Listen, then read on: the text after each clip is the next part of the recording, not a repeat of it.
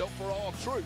Let R-Truth deal with the problems that R-Truth creates. Focus on New Day problems, of which there are clearly many at the moment, instead of sticking your nose in other people's business. Well, Kofi refuses to listen, and now he has to go one-on-one with the Bruiserweight. Well, I think you can point the finger at Xavier Woods a bit, too, with some things that have happened in the recent history of the New Day that haven't quite gone the way they should as well, Wade, as this match is presented by Golden Corral. Golden Corral proud to support the hiring of veterans. Well, that's the point. It's almost a philosophical difference that has developed between Kofi and Woods of late. Woods employs a win-at-all-costs mindset, both men seeming to view the other as the weak link in the duo at times. And even Kofi Kingston, he was throwing Woods under the bus earlier tonight when he was speaking to R-Truth. Where's the loyalty? But there's objective evidence when it comes to what we've seen out of Xavier Woods in the ring, outside the ring, where things have gone south. Well, Woods is solely focused on trying to get New Day back on top. For some reason, Kofi Kingston seems more interested in helping out others, such as R-Truth. Well, now there may be a price to pay for that. Although saying that, it is Kofi Kingston in the ascendancy in the early goings of this. Very good start for Kofi Kingston against Pete Dunne, who is able to get out of the way. Kofi says, I can come with it too, as he spins off the rope with a drop kick. Kofi with him lined up, ready to take flight. Kofi Kingston, Pete Dunne, Monday Night Raw from right here in Grand Rapids, and oh, was this grand by Kofi. Only the second time these total have gone one-on-one, and of course there is the joint manipulation that you said Kofi would be in store for. Well, Kofi Kingston did not have to be in this position, and Xavier Woods, if it was up to him as the QB of this unit, he would not be in this situation. It would be R-Truth who had certainly earned it with calling Butch, or should I say Pete Dunne, the B word. Better hope that he doesn't hear you. Yeah, I'm now terrified. You protect me if he comes over. Oh yeah, good luck with that. My fingers are very sensitive, and so apparently is the neck of Kofi Kingston after that stomp. As Xavier Woods looks on.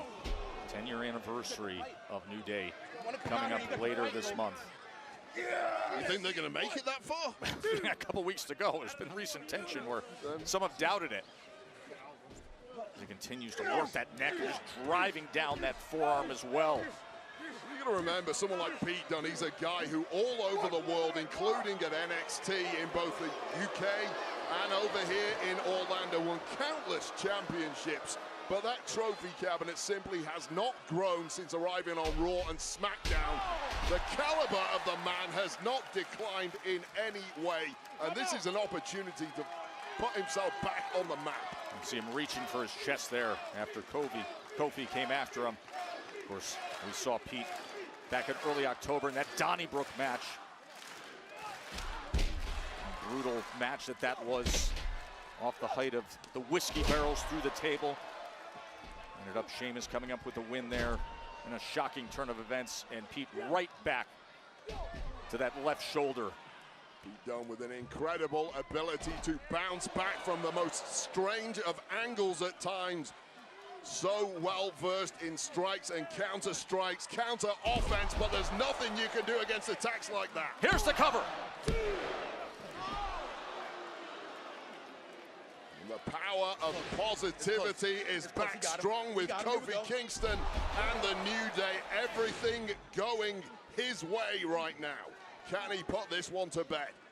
Saw the height that he was able to get off that big splash to the back of Pete Dunne. As Pete takes aim once again at that left arm and that shoulder. That is exactly the issue when you're in there with Pete Dunne. From all angles, he can snap a limb. And Kofi Kingston is getting rocked in there.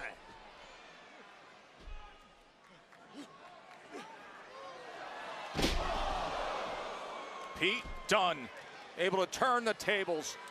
Connecting with that forearm to the jaw of Kofi Kingston, and Kofi Kingston may be out cold.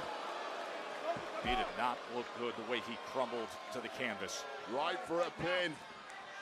And now Pete Dunne looking to put it to bed. No! Oh! Trouble in Paradise comes in. And rather fortuitously, Pete Dunne fell to the outside, got his clock cleaned by Xavier Woods. I don't know if Kofi Kingston saw that. I don't think he did. Oh, he did. Oh, maybe he did. Why you get involved? Why aren't you focused to win the match? Go, you have an objective. Complete it. Win the match, bro. Don't look at me. I got nothing to do with this. Win the match. This is what we've talked about, the difficulties with communication between Kofi and Xavier. Bro, just win the match. You wanted so bad. We didn't have to do this tonight. You didn't have to do this tonight. Boy, in the time he's taking, giving Pete Dunne every chance to recuperate here. Wait, and he does! You've spoken into existence, Joe. Kick to the side of the face of Kofi Kingston, who spent too long arguing with the QB Woods. A bitter end later. And the hook of the leg, and the win. The miscommunication causes that. Winner, the Bruiserweight, Pete Dunne. Oh, there was no miscommunication on that one. Quite simply, Kofi Kingston was not listening to instructions from the QB, Xavier Woods, and ends up losing the match as a result. Issues